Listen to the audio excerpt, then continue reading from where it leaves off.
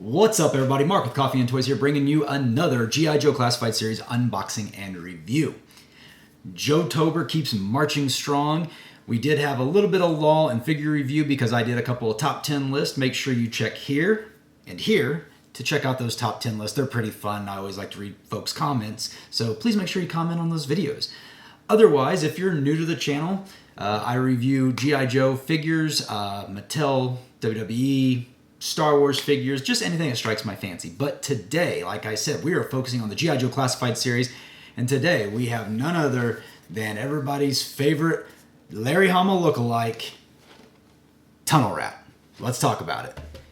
Okay, so yes, if you didn't already know, and you're new to G.I. Joe Classified Series, new to G.I. Joe maybe, Larry Hama is the creator, writer of the G.I. Joe comic books from the 80s until present. For the most part, there was a couple other writers here and there was another company that did some stuff as well. But for the most part, Larry Hama is the one responsible for the G.I. Joe mythos overall. So thank you, Larry Hama, for helping create this mythos that we all love. But Tunnel Rat, the character, is modeled after Larry Hama. So that's why I made the comment I did. Again, we're going to take this figure, we're going to review the package. If you're new to the channel, here's what I do. We review the package, we talk about it. I'm an open collector, so we unbox it, and then we really go through the figure, we accessorize it, we do some comparisons sometimes, and I give you my final thoughts on the figure. So, with that being said, let's check out G.I. Joe Classified Series Tunnel Rat. Okay, here we go. G.I. Joe Classified Series G.I. Joe Tunnel Rat in the package. Of course, this is the standard box version that we have with no window. We do know that in 2024, Hasbro will be going back to the windowed feature with the plastic. So, you know, it's interesting. I didn't think I would like this, and I still don't like being able to actually see the figure inside, but I do enjoy the way they've laid it out. I enjoy that we have the digital render of Tunnel Rat here. We see him appropriately in a tunnel. See, like, it looks like a bell back there in the background, so not really sure what that call out is. If you know what that is, what the Easter egg is, drop me a comment below and let me know, because I'm not sure. Up here we have what the loadout is for Tunnel Rat included in the package, and of course down at the bottom we do see some beautiful artwork over here of Tunnel Rat, and you can kind of see Larry Hama's face in that portrait. So, spinning it over to the side, we see that Tunnel Rat is number 83 in the series, and we do see that we have the QR code that does absolutely nothing, as well as the iconography in small print down here. Spinning it over to the back, we see G.I. Joe Tunnel Rat stands 6 inches tall, so he's just a hair bit shorter than an average G.I. Joe, which makes sense. He was shorter in the cartoons, he's shorter in the comics, so that makes perfect sense. And again, I appreciate that Hasbro gives us varying heights of characters. We see a close-up of his arm and his satchel there, cast in brown. And of course, on this side, we do see a, let's see what that says. It says Tunnel Rat, and it's a rat with a flashlight. That's very, very funny. I like that a lot. I like that. Something new, something gives this character a little bit more personality. Like I said, we've got the iconography right here, and I will make sure to zoom in on that so you can see it. And every time I do this, I mess it up, so I hope that today you can see the iconography on the right, as well as the actual pictures on the left on the package. So I'm going to give you a few more seconds if you want to pause the video and just kind of click through and see what those mean. Otherwise, we will move on with the review, so I'll give you a few more seconds. And all right, so zooming back out, we'll take one final look at the side. Of course, we have a larger picture of that artwork. Looks amazing, as always. Tunnel Rat with his rifle, and just with it looks phenomenal. I really do enjoy this, and of course, once again, he is number 83 in the series. So we'll take one final look at Tunnel Rat in the package, but now's the fun part where we get him out of the package and really start seeing what this figure's all about. All right, here we have it, Tunnel Rat out of the package, and first impressions, very much enjoying this figure. Although mine does have a little bit of a loose neck. As soon as I took him out of the package, I noticed it was pretty. It's not. I shouldn't say it's pretty loose, but it's not tight. That's for sure. It's just kind of wobbly. Everything's setting up very high on him. The bandolier was already on him, but it's kind of. He's not a big enough character to keep this this bandolier on accurately, and everything's kind of floating on his body, off of his body, I should say. So, just a quick look. I do really like that tunnel rat. That's really funny. I do enjoy that. But let's start at the head because, it's a good place to start, right? So, again, this is supposed to be a representation of Larry Hama, maybe a younger Larry Hama. Obviously, he's, like most of us, he's not as young as he used to be, but Tunnel Rat will forever immortalize him as a young whippersnapper, so to speak. So there you go. You get a nice picture of the head with the war paint on, or the camo, whatever you want to call it, across Tunnel Rat's face, just like the original figure from the 80s. Now, of course, Tunnel Rat was introduced in the G.I. Joe live action, or sorry, not live action, G.I. Joe cartoon movie, and as one of the new recruits, along with Jinx, Chuckles, and Law and Order. So, and Big Lob. Can't forget about Big Lob.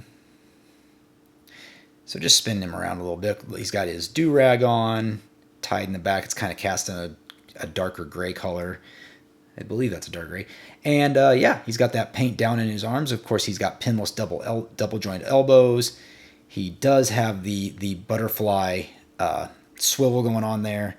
Again, most of it's hidden by this, and I'm not a big fan of the way this is sitting right now on his body. Of course, he's got the ab crunch. He turns at the waist. He's got the drop down hips.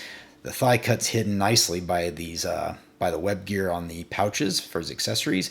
He's got those knee pads that we're familiar with, double jointed pinless knees, and of course he's got, interestingly, he's got the pants over the boots, which I like a lot, but still has the rocker ankle and the up-down motion. So, very good figure. I'll give you one more chance to look at him. Spin him around the back because I didn't take too much time to look at him there.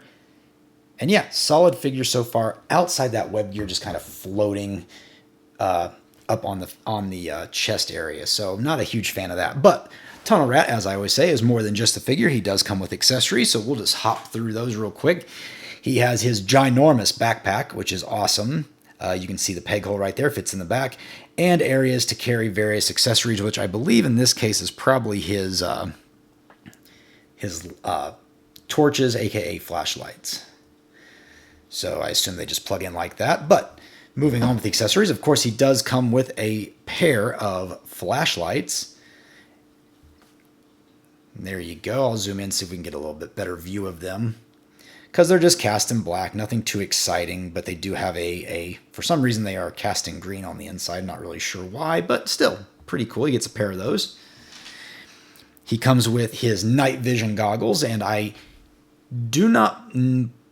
would have to go dig out my accessory kit for Firefly V2. I'm not sure if this is the same one Firefly came with or not. I would imagine it is, but at the same time, his head's a different size than Firefly, so this might be a new casting. I'll have to check into that. I'm not really sure. But of course, he comes with night vision goggles. He does come with a knife, which is cast in black, painted silver on the end, serrated, so that's a nice little change. I like that they did that type of knife for Tunnel Rat. Comes with his, whether this is supposed to be an explosive satchel or just a carrying satchel, I don't know, but it is cast in brown, goes over his body as well. It is what it is. I like it. Very, kind of gives off the Indiana Jones 6-inch scale vibe, Indy's satchel as well. He does come with his revolver, which we are familiar with from the vintage figures and the modern era figures. So cast in black with a brown hilt. Does not have a plug in it, so you can't put a blast effect. It is very skinny. And then finally, mine comes with his large machine gun. Shouldn't call it a machine gun, but assault rifle. And again, with the bigger guns, I'm always kind of confused on what the models are. Mine is severely warped, as you can see. I've complained about this with a number of figures now. It seems like, I like that they can cast them in a soft material that we can fix, but at the same time, man, it's really hard to see another one of these come out of the package and they're just warped all to hell. Which is a good thing about the plastic windows that they were using, because you would snap them into that tray and it would prevent warping such as this. Does anybody know why they get so warped? I mean, is it because do they just get stamped out and they just throw it in the packaging and it just kind of curves in or something? I don't know. But I mean, it's a nice weapon. We've seen this before. I feel like I couldn't tell you which character we've had it before, but I know we have seen it. And yeah, it's very nice. Cast in green and black. I just wish mine wasn't warped. But that's okay. You know, like I said, it's flexible. So, final look at the gun. And of course, it does come with a magazine. And this is a pretty standard magazine we've seen a lot. It's got a plug on it, so you can actually make it look, you know, we'll plug it in here real quick so you can see what it looks like. And maybe we'll plug it in here. I gotta see where it goes. Okay, so it plugs in underneath, just like this. And there you go. So that's kind of nice. Actually, I don't know. I think I plugged it in the wrong way. I got the bullets facing the wrong way. Sorry, folks. There we go. That looks much better. So see there, you can see how it actually looks. And I do like that they put the bullets in silver. That's pretty nice.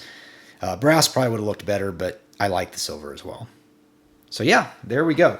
So let's get Tunnel Rat accessorized and see if he can hold on to all these goodies without having to just throw anything in a baggie. Okay, I gotta say, I got him all accessorized, and this is the busiest figure when it comes to accessories. It's too much. And I'm going to harp on this for a second, and I apologize. Normally, most of my reviews, I gush over these figures about how great they are, but this is just too much. There's too much going on this guy. I didn't push the goggles down all the way. They do slide down over his face. I just wanted to not obscure the facial features.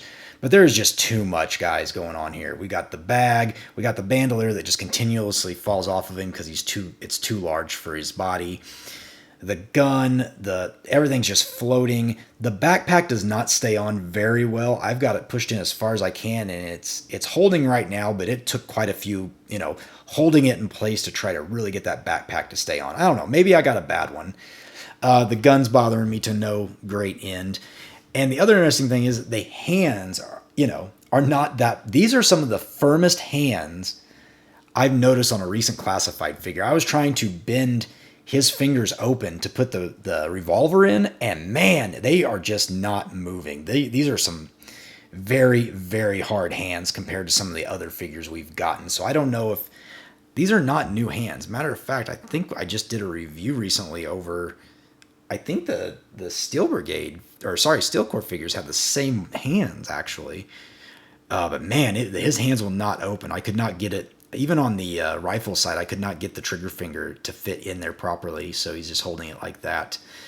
But there is a lot going on with this figure, and honestly, I don't know if I'm going to leave him all geared up. I mean, he stands well. He's not tipping over, which is very surprising. And it might honestly be because it's counterbalanced by the rifle, because that backpack is very heavy. But as you can see, he does stand up well. And just to kind of give you a size comparison, once again, I'm going to pull out the trusty Steel Corps figure that's sitting right here. And you can see the Steel Corps figure is quite a bit bigger than him. If we actually pull out the female figure, you'll see that she is about the same height as Tunnel Rat. She does not want to stand upright at the moment. But yeah, just to give you a little comparison there. I do like this Tunnel Rat. And if I'm remembering correctly, we should be getting this Tunnel Rat again in Night Force colors, I feel like. Or maybe not. Maybe it's just that he's almost in Night Force colors now. It wouldn't surprise me if we actually did get him in Night Force and just a darker camo or a darker color palette. But I do like this figure a lot. He looks great. A lot going on up here in the upper torso. Just a little bit too much, but I tell you what, you guys tell me what you think of this figure. Is this one you've picked up? If you did you have any QC issues? Did yours have this sliding bandolier like mine does? What did you guys do to fix it? Or are you going to get in this figure because of what you've seen in this review? Or are you not getting it because of what you've seen in this review? Let me know in the comments below. Also, make sure you like the video. Make sure you subscribe. Hit that bell notification and set it to all notifications because I do a few videos a week. And I really like bringing you these G.I. Joes, especially since it's, as I've deemed it, Joe-tober. I'm having lots of figures I'm running through, got more on the way. So, with that being said, after you've hit the like button, after you subscribed, stay tuned to more G.I. Joe. Make sure you check out some of these other videos I've posted. And otherwise, I'm Mark. You're watching Coffee with Toys, and I'll see you later.